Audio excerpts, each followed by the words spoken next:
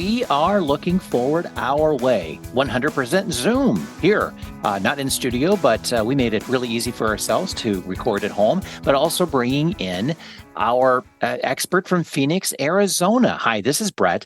Carol and I have convinced her to join us again, Darlene Ziebell, who is an experienced strategist and consultant specializing in supporting businesses through strategic growth planning. Today, Darlene is going to answer the question, can a falling business be saved? Darlene, thank you for joining us again. This is, I think, our third time together, which is very cool. Exciting. Yes, and you have not managed to send us sunshine today, but that's okay. Well, you sent me clouds. It's cloudy here. Here you go. And it's normally cloudy in Columbus. Yes, Well, exactly. We've got plenty of those to share. That's for sure. Yeah. Yes. So I think you are. Really. So over the past few years, we have discussed strategies of owning a small business and reaching success. Today, we're going to have a different focus. We're looking at changing the trajectory of a failing business. I want to quote you on this issue. I found this very interesting. Remember that turning around a failing business takes time, commitment, and adaptability. It's crucial to involve key stakeholders, maintain open communication, and be willing to make tough decisions for the overall health and sustainability of the business. Okay, audience, we are going to learn some amazing strategies that can save a business as well as understand the issues and determine the weaknesses before that business fails. Yeah. So, before we begin, Darlene, if you'd give us a quick overview of your background. I mean, let's give some street cred here. You've created a methodology to support entrepreneurs and their businesses through your consulting work and your proven business experience. Talk more about your background and the many ways you're supporting your clients. Thank you, Brett. And thank you, Carol, for having me back again. It's always great fun to be on your podcast because I learn so much from you. I think people should be registered all over the country to listen to you guys. You bring in so many experts. So thank you. My experience has been pretty much entrepreneurial, almost my entire adult life. I was never able to get the jobs that I really wanted to go into from college. In my generation, women were turned down for a lot of things. So people always ask me, how did I get this? So I just started by buying my first business and never looking back. And from that, I've done 4 launches. I've done 3 successful exits. I've done startups to, growth to turnarounds, which is really what we're talking about today. Turnarounds have been around for a long time. Small business owners typically don't think about the methodologies and the tools that are available to help them turn themselves around. And when I sold my last business, I started to spend time coaching small business owners. I realized that people were coming to me for help, asking me, how do I do this? How do I start a business? How do I buy a business? What should I look for? So I created a methodology around the experiences that I've had. So everything that I share, I personally experienced, or so did my clients. So thank you. So, Darlene, this has been critical in all of our conversations. You've always talked about the fact that having a successful business means to also understand you could have a failing business too. You created a webinar for entrepreneurs called Turning Around a Failing Business. It's really extensive, and I'm encouraging everyone who's dealing with this issue to definitely contact you about the webinar.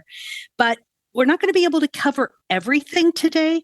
What I thought we could focus on are 4 points that are in your strategy: assessment, stabilization, communication, and seeking expert advice and resources. Every business owner needs to understand that their business could fail, which, as never having owned a business, that was a huge shock for me that I would have to recognize that too, but it certainly makes sense. So my first question centers on a business that is failing. What are the signs that a business owner should recognize to reveal that they're in trouble? One of the first signs they need to look for if their sales are stagnant and not growing, or if some of their sales are starting to dip. Many people don't look at the economic signs that are going on. I'm always watching business news. I'm always reading business journals to see what some of the leading indicators are. They're called leading indicators. What are some of the leading indicators to let business owners know that things are starting to change in a climate? For example, during the pandemic, that sort of hit us, out of left field. Nobody had a warning for that. But there are other indicators that people can watch for. If the interest rates creep up, if inflation creeps up, then your costs are going to creep up depending upon what type of industry you're in. You have to be prepared for that. You have to be prepared I have small business owner friends who are manufacturers, and they had some parts manufactured overseas. And I kept asking, do you have a secondary source in the United States in case any kind of embargoes come, in case you can't get things shipped into the country? How are you going to support your client base? Those are just little things that small business owners can do that the Fortune 1000 do extremely well. They have backup plans on top of backup plans. So it's just being prepared and assuming, you have to really presume that there will be some kind of a catastrophe that you need to have a backup plan on.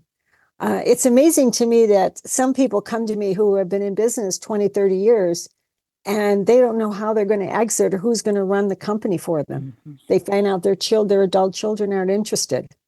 So now what do? I give everything up? I mean, they have millions of dollars invested. So even small, it could be a lot of money for some people. It's just being prepared for the unknown. And 85%, and this number hasn't changed in several decades, 85% of all startups will fail before year 5.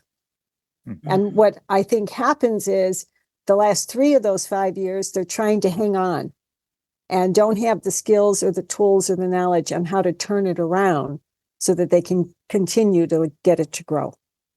We discussed the issue of succession in a previous podcast with you. And audience, don't forget, we'll have resources available for you on our website when we post this particular episode. And we'll have those a link to those previous podcasts with Darlene also. So, it sounds as though, you're kind of painting the picture of there are so many things that we cannot control as a business owner, as an entrepreneur, but maybe there are some things you can. So as we go through this list, it almost reminds me of that, of a scenario of, okay, I can control this if I just do these steps. So let's say an owner finally sees the handwriting on the wall, as it were, and instead of burrowing their head or yelling at the rooftops, they need to assess your first word in this to assess the situation. What are the most important steps in assessing their predicament? The first thing is to understand their financials. And it's amazing to me how many people do not. They trust their accountant, or they trust a bookkeeper, or they trust an outside source. But again, that goes back to measuring, cost overall after the end of the pandemic, cost overall. And I just track this myself. It's just a habit. I cannot shut my business brain off. When I go even shopping, I'm always looking at the retail store, like what could they have done differently? But I noticed overall prices on the retail level have gone up about 30%. Mm-hmm. And paper products and some personal care products. So people who have anything to do with that industry, they're going to be struggling because now their costs have increased and their customers may not be willing to pay those prices. So what are they going to do? These are the things that they should have been measuring all along instead of waiting for that crash to happen. And basically, we can talk about assessment, stability, all the things that you wanted to break down in this program. But basically, in this webinar, what it talks about is you have to keep your eye on everything. You cannot take a day off from not knowing what's happening in your own business. Right. And this is where I think so many business owners fail, even if they've been in business 10, 20 years. They don't pay attention to what their employees are doing or their suppliers are doing, or even their customers, how their customers are reacting. They just go through the motions. Every day I look at my business as if it's brand new. And what could I be doing differently? What's the reactions from my clientele? How can I improve things? this is something that I've just done. And I think that's one of the keys to my success, that I've been able to survive all these odds, because I've been able to turn my own businesses around. And I've done that by just looking at it every day saying, okay, if I'm starting out new today, how would I compete? How would I react to the market? What would I be providing to customers that would make it so different that they'd want to come to me versus my competition? Well, the reality is there is someone out there doing the same thing against your business today. There Absolutely. is. They're starting a business and they're looking at you as the competition going, okay, what are they doing right? What are they doing wrong? And how do I do it better? That's reality. And if you look at it, like you said, a fresh look at it every day going, I have somebody starting a new business today that's going to go up against me. Let's shore it in. Fortress up. Absolutely. What's going on? Yeah, that makes perfect sense for the assessment piece of Absolutely. it. Yeah. That's a great analogy to use. Someone's going to start competing against me every day. And that's happened to me several times. I've had employees leave to start against me. Yeah. And right. Even if it's that from internal to go to external. Yeah. Yeah. Absolutely. And that can harm you. And by the time you go through the legal issues of trying to prevent that from happening, I don't waste time doing that. I spend more time trying to grow and capture more of the market share so that I can compete, because I know the competition will be there. How many small businesses are there in the U.S.? There's over 32 million of them now, that from the last census that's been reported. I don't believe they have the numbers out yet from the post-pandemic, where they expected way more businesses to have started, because when people were forced to leave their jobs or work from home, they got creative in how to make money. A lot of people were using their hobbies or their side hustles or whatever they were doing. So the rumor is that there's probably a tremendous increase in that number. But even with 32 million, if an employer thinks there's nobody out there doing the same thing, they are really short-sighted. Extremely short-sighted. And even if you do come up with something that no one else is doing, you have a 40% chance of failure, because you yourself think your product or service is what everyone else wants to buy, but it may not be. If you haven't done the market research to see if there's a market for it. Right. And those people fail too, because they try and put as much money into it as possible to make it happen. It's really a shame, because I've had, I do a lot of public speaking for nonprofits, and I offer some of my time, I comp some of my time to help people just, answer a few questions or get them started. And it's amazing to me how many come with ideas for products or services that they think will just be great. And I start digging into a few questions like, well, who's buying this? Why are they buying it? Why are they buying this versus something else? And they haven't even thought about going through those basic questions. Yeah. And so it's those businesses are even more difficult to try and turn around, because they never had a market for it in the first place. In our generation, you guys remember the pet rock, right? So how much money do you have to create Beanie Babies? Yes. Beanie Babies. Yeah. It takes a lot of money to create a market. You have to create the buzz, the advertising, and that's millions of dollars. And small business owners don't have that. And unfortunately, today, when you're talking about assessing it, they're looking at social media for ideas.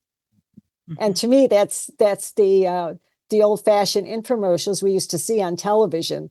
And those have just moved to social media. Many of them aren't even paying for the time. They're just putting it out there, and everybody thinks it's gospel. Right. So there's a company here in Ohio, and I think it is actually still going, but it's a small portion compared to what it was at its height of success. And they made baskets. And they were all handmade, and they would, lots of media on showing pictures of people making these baskets, and they were expensive. Now, I think in all of my years, I bought one, but I had several as gifts. So I was at a antique store in my little area here in Westerville, and I was talking to the owner, and I said, I noticed some baskets back there, and just kind of wondering, what's the process? And I'm thinking to myself, to me, they're nothing but dust collectors. Am I going to make all those millions of dollars off these things? not only is there a huge process for them to even take them, but you're still looking at maybe getting 25% of what you paid for the basket. So here you have, it could be less than that. It could be right, like if you get 1 to 10%. Yes. right. But it's interesting because at the time that business, which started out as a small family-owned business, grew very large and basically outgrew its ability to do things well.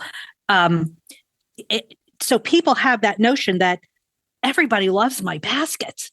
Everybody's going to buy my baskets, and this is going to be like, Tupperware forever kind of thing. Well, that doesn't happen without it can. I mean, reinventing yourself constantly. Right. Yeah. That's knowing when to get out fast. Right. That people always ask me, why have I exited? Well, because you have to know when to get out. Because as you said, the baskets, that was a trend. When you're in a trend business, you don't know when the trend is going to end. Right. And so a smart business owner who starts a trend and gets the buzz going and gets it to a certain point should sell at that point and get out. I mean, that's how you turn that failing business around, because it's going to collapse at some point, as you said. How many people can collect these baskets, the Beanie Babies? We've all seen these trends. Right. The buzz that all the toy companies put out over at Christmas time. They do that deliberately to sell out, and then they can sell more toys in January. Because the parents, if they couldn't get it as a Christmas gift, will be picking it up in January and February, the slowest months of the year. So there's a strategy around many of these things. But the small business owner who builds a trend should know when to get out, when to sell. It's just like the stock market, like sell high, buy low. But exactly. How exactly do you know? Yeah. It's really a psychological dilemma. I'm sure there's a lot of studies that have been done on this by psychologists. How much money do you keep throwing at something that's failing because you feel you've invested so much? Right. So you keep putting more and more and more instead of stopping, closing it. And this gets into, the stabilization of a business. I mean, how do you stabilize it? Sometimes you may just have to shut the doors in order to have some assets left that you can sell and recoup some of your money. Right. And then think of some other business to go into versus letting it get down to, like you said, the stock market where, it keeps going lower and lower and then people panic. Right. So you're talking about stabilization. What are the first priorities? How do you stabilize an entity that is looking like failure is in the future? First thing I tell them is to stop spending any money that doesn't generate sales.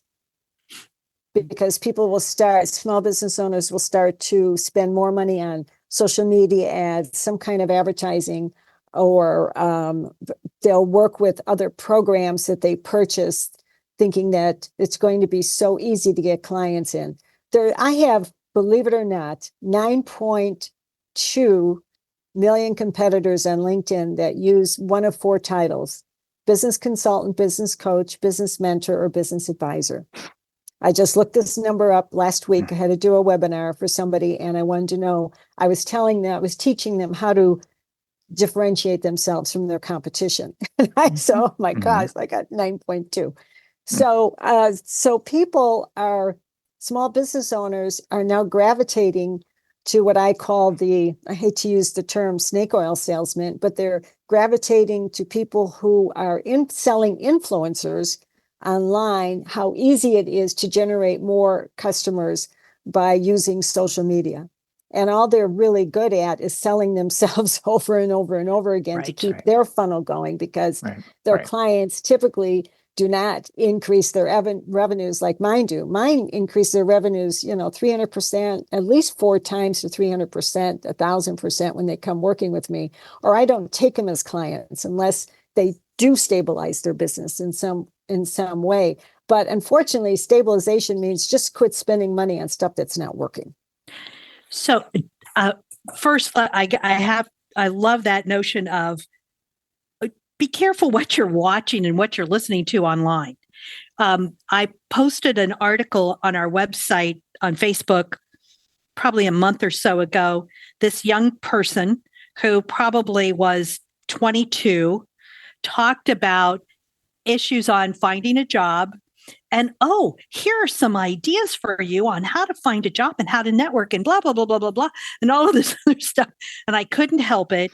I posted the article and said, this is a great article with great information. Now, I was teaching this to my students 30 years ago, but here it is again, and it's like, okay, they read an article and then become the expert in that area. Yes. So Yes. please, audience, listen, just assume that when you read something, it's not necessarily truth, not necessarily complete truth. It could have grains of ideas in there, but be very careful when you're doing your research. The other thing that I wanted to touch on in that notion of stop spending money that doesn't create sales. I was working with a local, very large, it wasn't a nonprofit, it was a festival, cultural festival here in town. And the board, I've been doing this for, 10, 12 years. And the board members decided to suddenly make some changes to the structure of this festival. And I went through and I said, look, the only way we make money is here, here, and here. And you want to make changes, so we will no longer make money here, here, and here. And there's no guarantee you're going to make money over here, here, and here. So shouldn't you prove this first before you get rid of this? And needless to say, they didn't listen. And needless to say, went through some years of tough financial situation, but again, brought it back up because they went back to the here, here, and here. Stabilizing, immediately the first notion employers have of cutting back cost is to get rid of people. But people may be the only way you're going to generate income. That is so true. And one of the issues that small business owners have, they're not measuring by person, by employee, how much revenue each employee is indirectly or directly responsible for generating. Right. I had a potential client come to me with a very nice business model, been doing it for about 20 years, but there was a food component attached to it, a kitchen where people would come to this event and then they were buying meals. Well, after I talked to them for a while, I found out they're making a lot of money on these meals. People were spending a lot of money every evening going to an event and spending an additional $30 to $50 on meals, but then he cut back on the menu.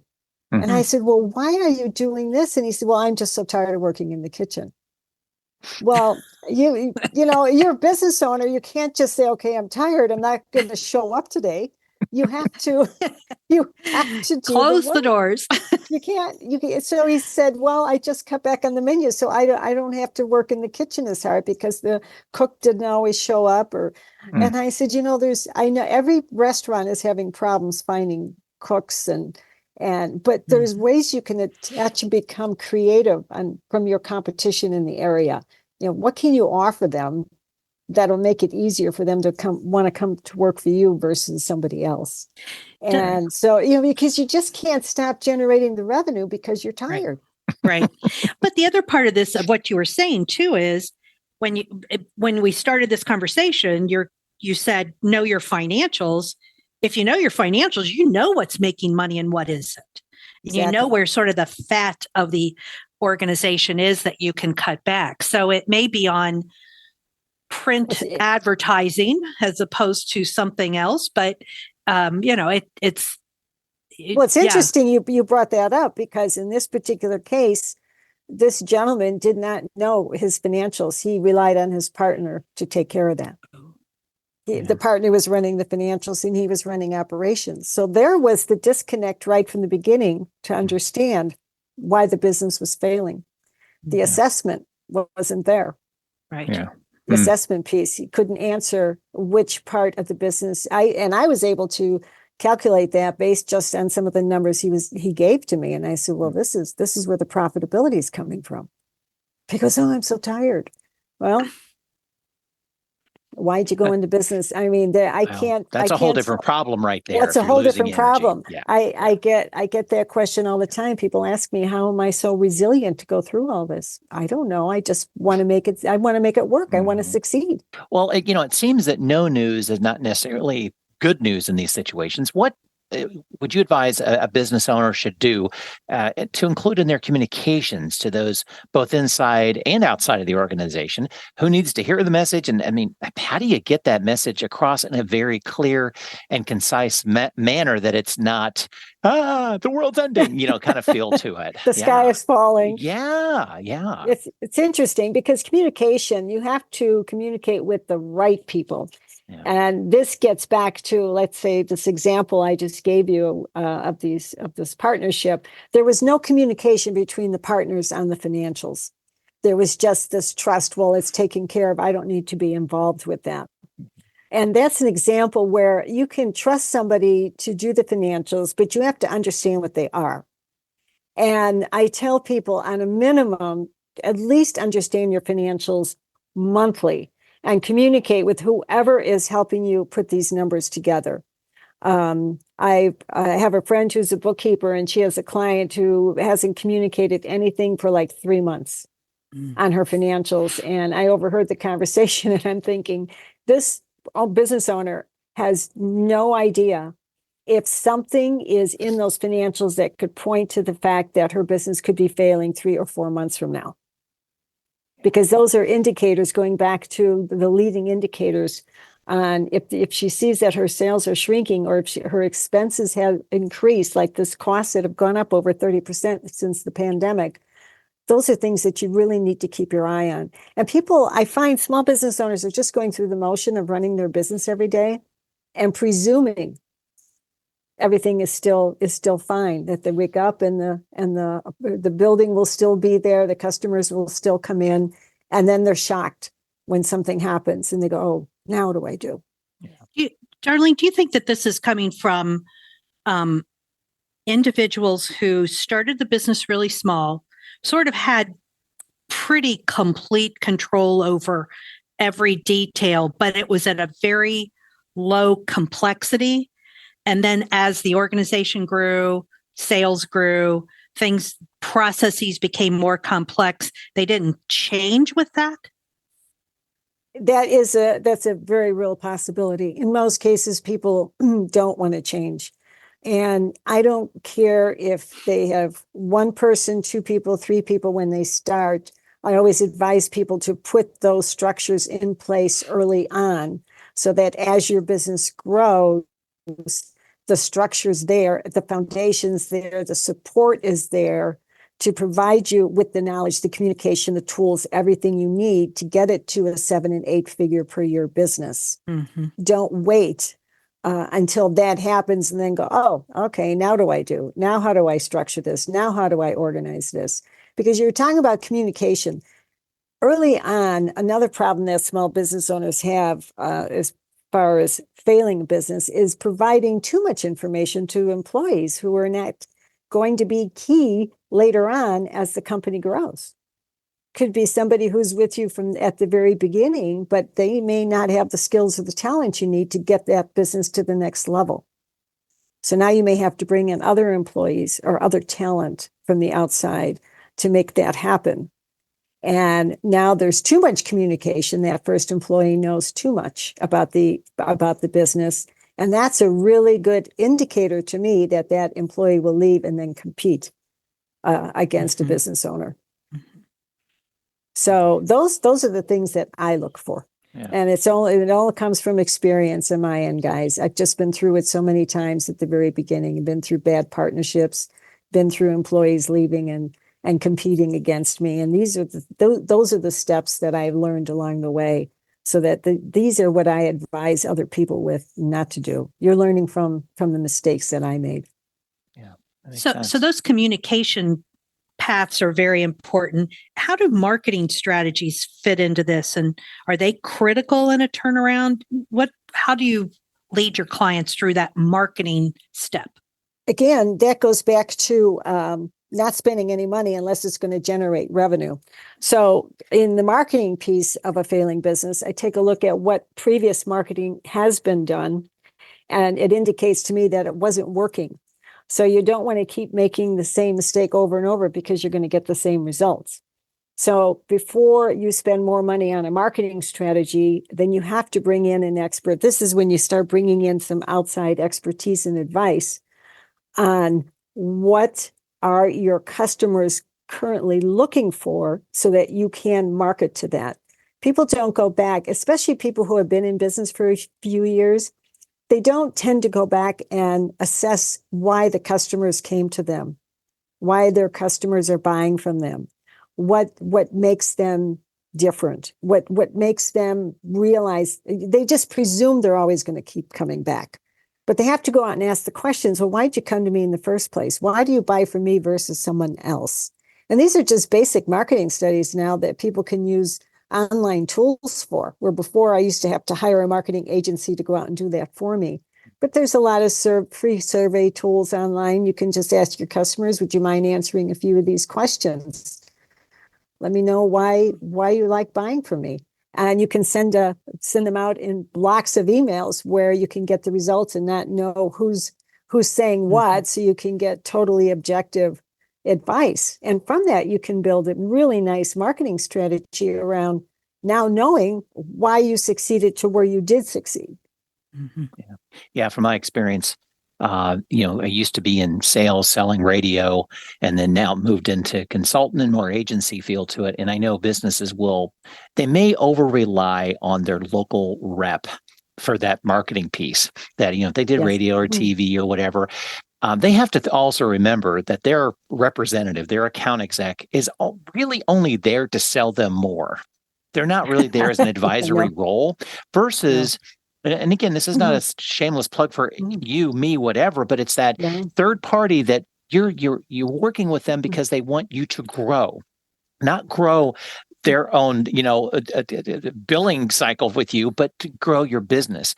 And yes, they're your friends. You've bought from them for years for this traditional media or digital media, whatever. But their goal is they have to make money and they have to sell. And working with a consultant or marketing firm or whatever, their goal is to help you grow. Otherwise, you're going to fire them. So, I think looking at that too can help from a communication standpoint of communicating with the right people to help you grow as well, I would think. It's unfortunate because most small business owners who come to me or look for help presume they have a marketing problem. They just presume that the marketing is not working. They presume that they're not hitting the right social media avenues, or they presume that their pictures aren't pretty enough, or the words aren't right, or the graphics are different. And Brett, you're absolutely correct. This is when they go to a marketing company or digital marketing. There's so many of them out there. There's probably 7 million. I've got 9.2 million business advisors as competitors. I'm sure they have about 7 million because everyone's a marketing expert now. But none of these people have actually ever run a business. So they're going to people for advice on how to grow their sales. But what they really need is some kind of a strategist. What's the whole strategy of the company? Why are you in business in the first place? What's the strategy and how you're going to compete against the competitors you do have? And what's the strategy for retaining the clients and the customers after you receive them? So that's where growth in companies come from. So you're absolutely correct. Relying on someone whose goal it is to just sell more ads or sell more digital marketing is not the answer. Right. It kind of goes into that next category of experts and resources.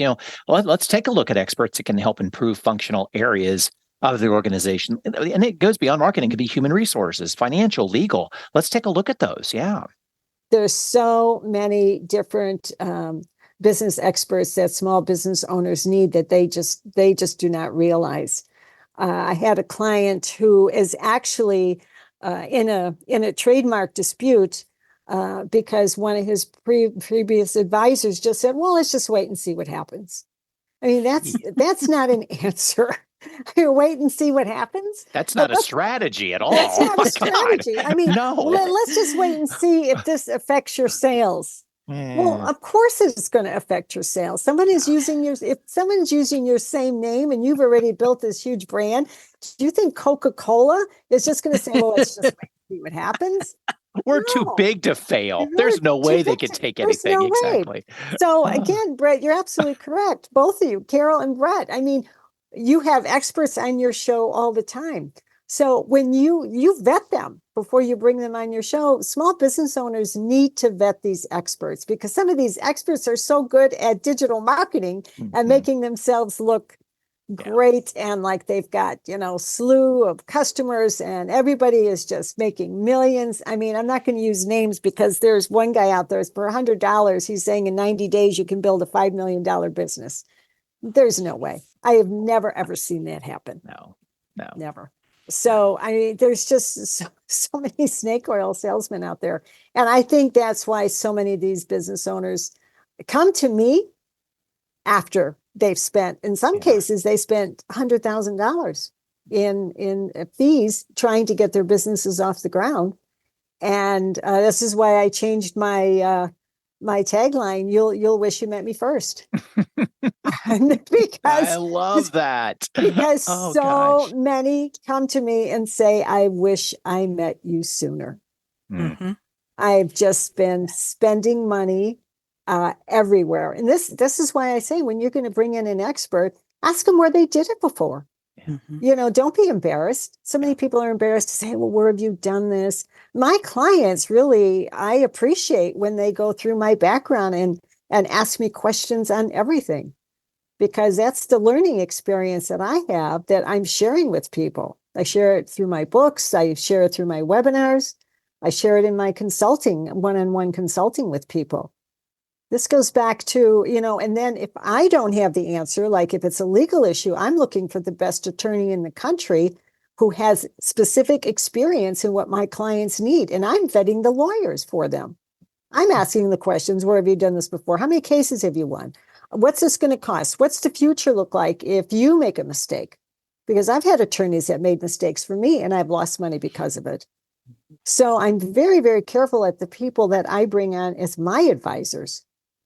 I want to go to the very top if I can. I go right to the horse's mouth. I want to know, where did you learn this? And are they still around? I want to find out where they learned it and how can I benefit from all of this knowledge and experience that's available to us, because it's everywhere. It is available to us. You just have to be able to be willing to go and search for it, ask for it, and ask the right questions. And take the time that is necessary to do that vetting. Take the time. And if it sounds too good to be true, it is. Yeah. I had a conversation with a director of a nonprofit here in town. And it was a completely different issue and topic, but I would said, this probably wouldn't have been such an issue had you done more communication with the clients involved. Have you thought about ways that you can find them, contact them, that kind of thing? And he said, well, yeah, we could probably do an article in this newspaper or on this radio station, which are targeted, very finely tuned media outlets for a very small portion of the population. And I said to him, well, you can do that, but you're not going to talk to many people or hear from many people because nobody in your client base has anything to do with those two media avenues. And it was like, it was this dead silence on the phone, like, oh my goodness, what did I, I'm like, yeah. And I said, and for his particular nonprofit and situation, I said, you can call the local newspapers, the local radio stations, the local TV stations. They may not put you on exactly when you want it, but it's an interesting enough topic. They will pick it up and it's free. Yes, exactly. So don't spend $100,000 on media postings in two different venues that nobody listens to. Right. So absolutely. I tell my clients all the time, who is your ideal customer and where do they hang out? If you don't know those two things when you're launching a business, you're doomed for failure. if you do succeed, it's by sheer luck Mm-hmm. that you happen to tap into the right, the right nest of people that want to buy whatever your product or service is. Mhm. But if you don't know who you're selling to or why you're selling to them or where they're located, then you have no idea on how to connect through some kind of marketing strategy. Right. I had a woman who I met at a conference. I was speaking at this conference, and we had a little breakout session, and I asked her who her ideal client was, and she said, anybody who is breathing on the planet. And I said, well, good luck. I said, because I've studied the history of business, and there isn't any business that I'm aware of that succeeded in selling to 7 billion people at one time. Yeah.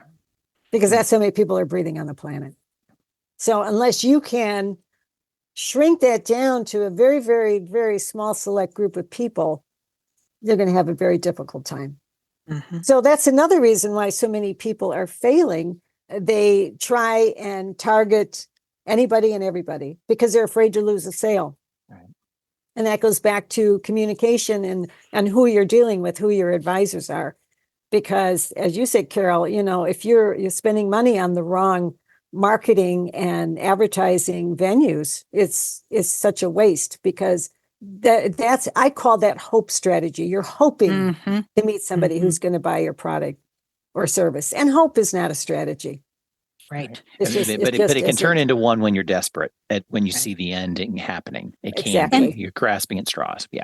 Yeah, And exactly. that's effective for all parts of all processes of your organization, not just marketing and communications. If I look back at the agency, the nonprofit agency that I led, our target audience was 50 plus, Central Ohio, which was our county and the contiguous counties, and those looking for a job. So that's a really specific group of people. Yes. Still in the tune of thousands, but a specific group of people. So what I found was that I was spending a lot of time out reaching out to people through other organizations when anybody would ask me to come and give a talk or do a workshop or whatever. I was there. I'm thinking in my head, I want to find all those 50 plus Central Ohio looking for a job, folks who need help. So what I found was there were a lot of organizations who would ask me to come in and talk because they needed to fill up their line of guest speakers. And so I learned one of my questions to them before I made the commitment was, who's your target audience? Who is going to be in the audience? Well, if it's not people who are looking for a job 50 plus Central Ohio, I couldn't help them. It's not that I didn't want to talk to them, but I couldn't help them. So I was wasting time. So it wasn't marketing dollars, but it was my time, which is just as valuable in terms of a small organization with a small staff. You're absolutely correct. Because one of my blog articles is on networking is a waste of time, and it's a total waste of time unless you know if your ideal client is in the room. Right. Otherwise, you're really wasting your time, or a group of people in the room who are connected to your ideal client. Mm-hmm. If you're doing some kind of a strategic alliance, which is another tool that can be used in trying to turn around a failing business, is connect with another company or even a competitor and find a way to differentiate yourselves where collectively you both now have more power to sustain a business and get it more sustainable versus failing. So you're thinking in cooperation between competitors. Absolutely. I've done that before, and that works. Major corporations do that all the time. The CEOs of similar products or services are always getting together. And how can we compete, and how can we maintain our own separate identities? That happens all the time. Yes. Okay. So we're talking about experts still, and we've been talking about sort of assessment and evaluating where the company is at this point, hoping to turn it around to success. Are there experts out there that can help you build for that future success? How who do you invest in with technology and marketing? And, how do you know you're on that right trajectory? Who are those people that can move you forward? Well, that goes part of, you have to have a new strategic plan, which is, if people don't understand, it's just reinventing your current business plan after you've come out of this failing slump and you've figured out how to stabilize the business, determine where the costs are that and reasons for failing. Where can you reduce your costs? How can you perhaps eliminate some people from your organization that are not helping it grow? Getting back to, do you have the assessments correct on what each person in your company is generating towards revenue, even down to, if it was a mega corporation of 10,000 people, they've got it down to the janitor sweeping the floors. How much does each person cost and how much is that generating in revenue to the organization? Once you have all that kind of stabilized, then you should do a new strategic plan that would include all these activities, because each reinvention, each turnaround is going to be different based on what caused the problems in the first place. It may not be technology, so maybe you don't need a technological person. It could be you haven't measured your financials correctly, or they weren't documented correctly, and then you need a new finance person. Or it could be you had a legal issue, then you need a better attorney. So that answer is kind of a loaded question, because it's going to depend on what problems were that caused the failing in the first place that you need to repair in order for it to turn around. And then again, whenever you hire any expert in any field, you always ask them, where have you done this before? Have you ever done this before for a company in my situation? Have you done this before for a company of my size? Right. And just don't be afraid to vet the people that you're bringing in, because I truly believe a lot of these problems are caused by bringing in the wrong advisors. In your negotiating with those experts and advisors, is there some formula, or we'll stick with formula? Is there some formula that you follow to ensure that what they have sort of promised you, they have delivered? So I'm thinking, accountability. They may have done it before, but how do you make sure they're going to do it for you correctly? What do you need to build into your contract?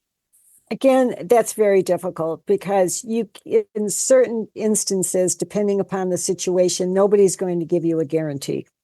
Okay. I don't even give a guarantee that you're going to see the results that I'm helping you build, because I'm not there doing it.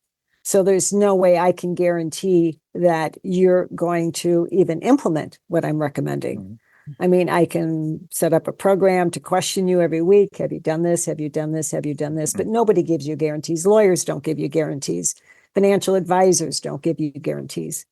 So you have to go back to checking their references and where they've done it before. And then you have to see if there's any kind of pattern, because as Brett said earlier, all these people are out selling. They're selling too. Everybody's out selling. And so are they going to be able to deliver is, I think, the question, Carol, that you're asking. Are they going to be able to deliver? And you're just going to have to see where they've delivered in the past. Okay. And then use your best judgment. Do you think they'll be able to deliver for you? Do you think that there's benchmarking isn't the right word, but are there steps that you take to sort of ensure that it stays on the right path? Again, that goes back to the original assessment steps that we talked about. Are you keeping your eye on the ball? Right. You just can't hire the attorney and walk away and never get back and connect with them and say, you have to stay in touch and what's the progress. And this goes back to, you have to work at it. Right. I was just gonna say, you don't hire somebody to take care of the problem. You are the problem. You are the problem. Absolutely. You have to solve it. You're hiring experts to help you get through this and learn from the experience, possibly, hopefully, because at the end you'll turn their business around. But that person does not have anything, or the company has nothing vested other than to help you get where you want to go. You have to do the work. You still have to do the work. Right. And it really is closing the loops too. I mean, that's when you do the assessment and stabilize, you have to keep moving it through and closing all those loops. Which is why 20% of the people who come to me for help, I always turn away. I tell them where to go to get advice or where to go to get help, because they themselves need to understand that they have to work at this. Yeah. And if they're not willing to work at it, or if I get the sense from their past experiences, because I vet my customers too, where have you done this before? What makes you think you're going to become a good business owner? Have you ever managed people before? Have you ever measured finances before? What's in your background? Because these are some of the skills that you're going to need to learn before you even open the doors. Mm-hmm. Right. So go right. get these skills somewhere else, start building up on that, and then come back to me when you're ready to launch a business, because you're not there yet.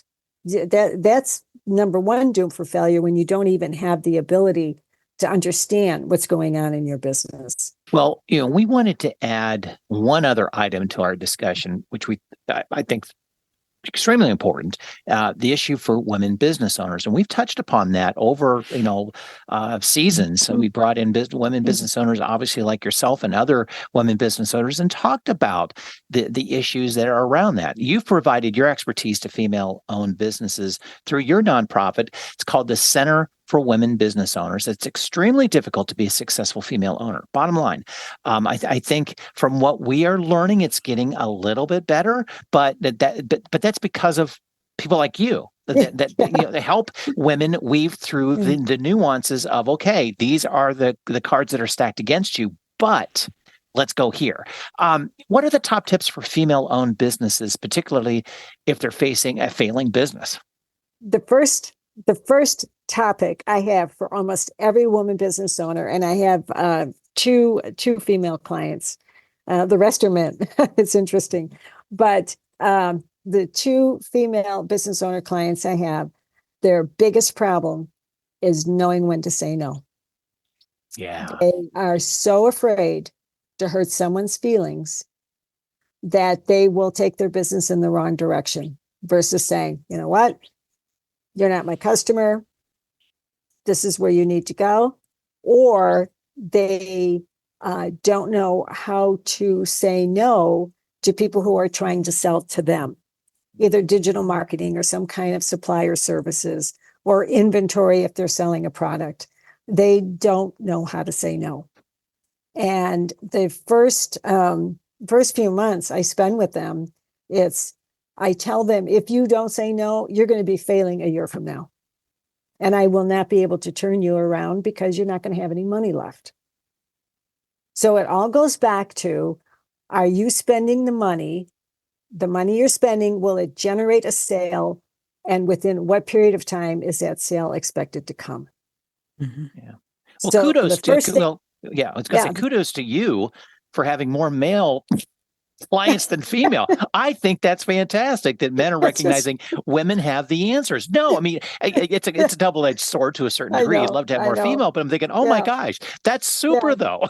I love that. No, that could also I mean have that way more male client opportunities, marketing calls. They're pretty much, they're not, it's really a pleasure, because they're not, well, I don't want to say they're not intimidated, but they're polite enough to say, you know what, I don't know what you know. Can you help me? I mean, they're pretty honest, and they just say no to people. That's not going to make me money. I'm done. They move on. Where the women are like, oh, I don't want to hurt their feelings, Darlene. Right. They spent hours trying to sell me on this, and I go, really? You gave? Now I'm yelling at them for giving up hours. You don't have those hours to give up. Right. You know what? Just tell them you're at your quota. Your calendar's full. You're at your quota. You can't possibly meet with them this week. Right. You just have to know how to say no. So I think it gets back to women being in charge of the home, having a big family, trying to keep everybody happy, and putting in way more hours than they need to. So with women business owners, I'm like, you better be focusing your time and money on activities that are going to generate sales. Yeah. If not, you say thank you, and move on. You just have to be tough. I learned that because my first advisor was a man who was a very, very, very successful CEO in the United States. He happened to be the father of a friend of mine. And I didn't realize how lucky I was at the time that he was my mentor, because I learned all this from him. I learned I have to be tough. So otherwise I wasn't going to make it. And so those are some of the messages that I'm trying to instill, especially into women business owners. Their biggest problem is they're trying to take on more than they can handle. They're trying to be more than they can do. They're trying to deliver more in a shorter period of time. They want to keep everybody happy, instead of admitting, I have to follow a process, I have to say no, and we're just not the right fit. They're just so afraid to use those three terms. Yeah. Basically, that's what the problem is. They all have the talent. A lot of them have way more talent than most of the men who come to me. They take all the classes, they take all the courses. I want to learn everything. But they unfortunately sometimes buy too much from everybody, thinking they trust more than men do. I'm not a psychologist, but this is just what I've been learning over the past 40 years. I mean, they seem to trust people, and they don't want to hurt people's feelings. And I'm like, no, you better ask them, where did they do this before? I mean, because it's your reputation, it's your business. Mm-hmm. Yeah, right. They just have to learn to be a little tougher. I thought you were going to say that you had fewer female clients because they were more successful than your male clients. Sorry, Brett. Women business owners, the numbers are staggering. There's only 4% that'll ever reach 7 figures a year in sales, and it's a very, very small group of women who make it to the very top. Very, very small group. Goodness, unfortunately, but yeah. You know, we say this every time we have a conversation with you, and that is that the time goes by too quickly. I know. But we have fun during our conversation. I know. We always ask our guests at the end to give us those tips or suggestions or ideas that you want to make sure that the audience has heard, or did we miss anything? You know, what are your final words of wisdom for all of us? Don't be afraid to ask for help. That's another problem. Do not be afraid to ask for help. Do not be afraid to admit, I'm in over my head here. And I had to practice those words myself, not just recently. I'm in the middle of launching another business, which I can't tell you about yet. And I had to go to somebody that I look up to. And I said, I'm in way over my head. And he goes, you? Yeah, I need help.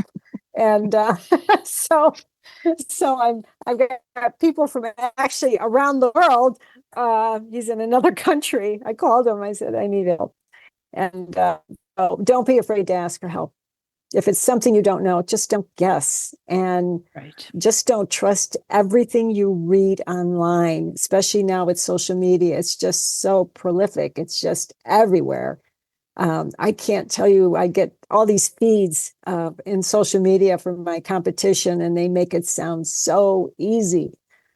And it can be easy, but you have to do it right from the beginning, and just can't rely that you can't take your eye off the ball. Mm-hmm. You're not going to be launching. I can guarantee the billionaire CEOs I've met in my career, and I've met several, I can tell you, they're not sitting on the beach, waiting for the phone to ring to say you made $100 million today.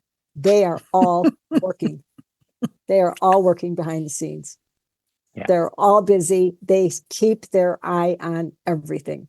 So don't presume you're going to launch this business, sit on the beach, and money's going to be rolling in. You still have to do the work. Well, Darlene, thanks so much for joining us and sharing your willingness for your insights and your expertise. Listeners, thank you for joining us as well. Don't forget to check out our show notes for Darlene's contact information, as well as resources on our website at lookingforwardourway.com. And we're looking forward to hearing your feedback on this or any of our other podcast episodes. Thanks again, Darlene. Thank you. Thank you, Carol. So nice to see you both again. Yes.